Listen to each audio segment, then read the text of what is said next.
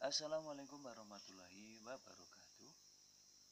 Baik teman-teman, adik-adik yang berbahagia, pada kesempatan kali ini di video ini Mr. Yudi akan menerangkan mengenai relative pronoun. Relative pronoun. Apa itu kata ganti penghubung? Kata ganti penghubung. Baik teman-teman adik-adik semuanya, kegunaan daripada relative pronoun ada beberapa penggunaan relative pronoun. Yang pertama adalah explain people as a subject, menerangkan kata orang sebagai subjek. Di sini nanti kata sambungnya kita memakai who. Who di sini artinya yang, bukan siapa. Sekali lagi, yang pertama adalah explain people as a subject. Example, the man can speak English. Lelaki itu dapat bicara bahasa Inggris.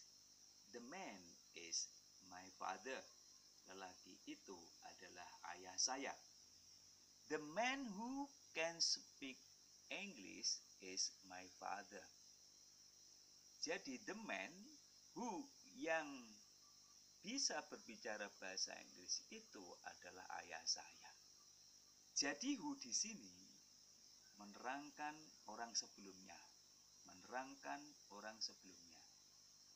Bisa the man, bisa the girl, the boy, atau mungkin nama orang, mungkin Rudy, Wati, the boys, the woman, the man, dan lain sebagainya.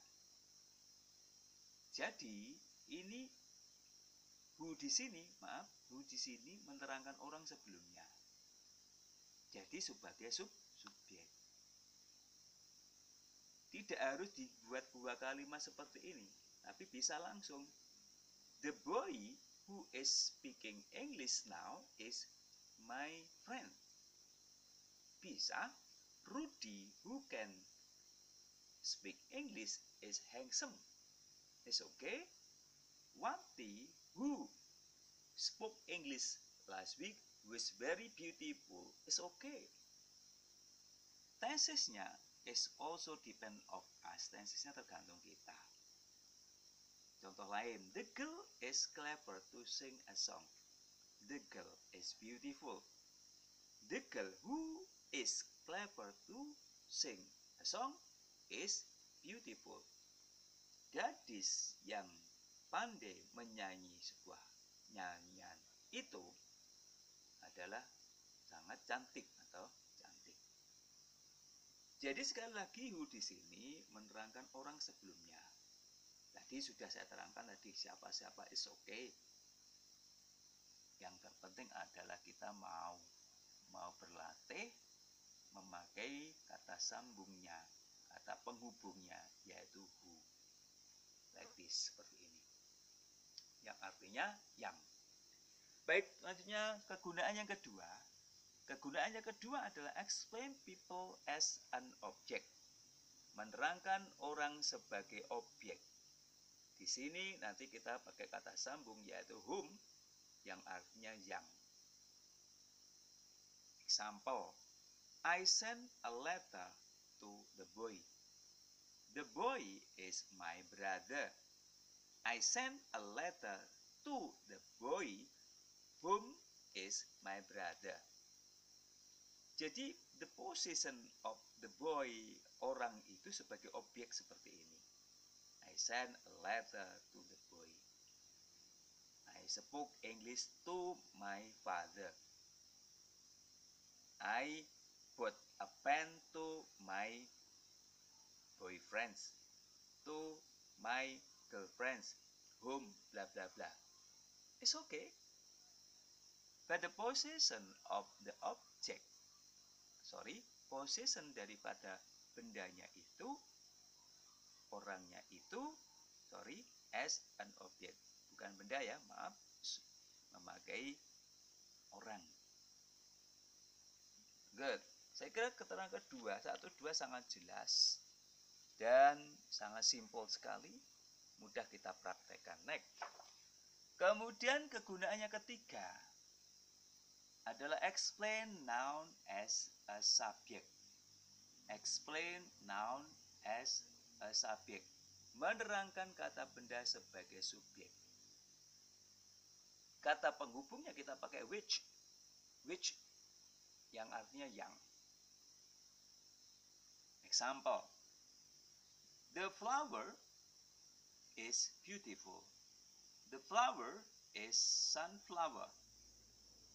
The flower which is beautiful is sunflower. Jadi bunga yang indah itu namanya bunga matahari. Jadi which di sini menerangkan kata benda yang fungsinya sebagai subjek sebelumnya. Ini menerangkan kata benda subjek seperti ini. Kata bendanya bisa kata benda hidup atau kata benda mati. Example, the cat which run fast is mine. Bisa langsung seperti ini. Ya, the cat which runs fast is mine. Kucing yang berlari sangat cepat itu adalah kucing saya, milik saya.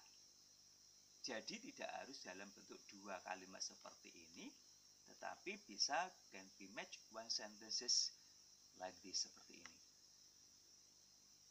Baik, yang keempat, explain noun as an object. Sekali lagi, explain noun as an object.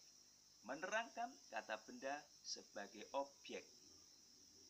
Tetap memakai which yang artinya yang di sini. Which artinya yang. Example, I buy an English book. An English book fungsinya sebagai objek. The book is very important. The book is very important. I buy an English book which is very important. Saya membeli sebuah buku yang sangatlah penting. Buku itu penting. Jadi di sini sebagai objek, misalkan I drink water which is so hot atau so cold. I drink coffee which is sweeter. Like this. I eat bakso which is delicious. Or meatball is okay, up to you. So, to make a sentences, we can use mixed language. Sometimes we speak Indonesian, sometimes we speak English. So that our teaching, our explaining will be live, will be interesting, and the student will be enjoy of English. Good. The last yang terakhir nomor 5, as possession. As possession. As possession, sebagai milik. Sebagai milik, maka kata sambungnya, kata penghubungnya yaitu pakai whose, yang milik. Sekali lagi whose. Example, bisa langsung kalimat satu seperti ini, atau kita dua kalimat kita gabung menjadi satu seperti ini. I meet my teacher. Her house is very large. Saya ketemu guru saya. Rumahnya sangat luas atau besar. I meet my teacher whose house is very large. Jadi her-nya, milik ini diganti kata whose seperti ini. I meet my teacher whose house is very large. I meet my teacher whose English is very fluent. I meet my friend whose motorcycle is ninja. Dan lain sebagainya. Next, I visited the boy. Her car is Honda Jazz. I visited the boy whose car was Honda Jazz. Sorry ya. Ini tentunya harus pakai was like this karena is happen in the past. Sorry, happen in the past. Harus kita ikutkan. Jadi tensesnya kalau pakai simple past tense, to be-nya juga harus to be past. Kalau simple present tense, to be-nya harus to be SMA dan lain sebagainya. Tentunya mudah bukan untuk belajar bahasa Inggris, dan harapan Mr. Yudi adalah terus dan teruslah belajar dimanapun dan kapanpun teman-teman adik-adik berada. Time is studying. Sekali lagi, waktu adalah belajar. Mungkin itu yang dapat Mr. Yudi sajikan pada video kali ini. Tentunya adalah tolong dibantu Hikmah English Channel dengan tombol like, subscribe, tentunya adalah komentar dari teman-teman adik-adik yang Mr. Yudi tunggu-tunggu. Insya Allah dengan kita giat dan semangat, tentunya hasilnya pasti akan maksimal dan kita semua bisa berbicara bahasa Inggris dengan mudahnya dan lancarnya. Thank you very much. See you later. Assalamualaikum warahmatullahi wabarakatuh.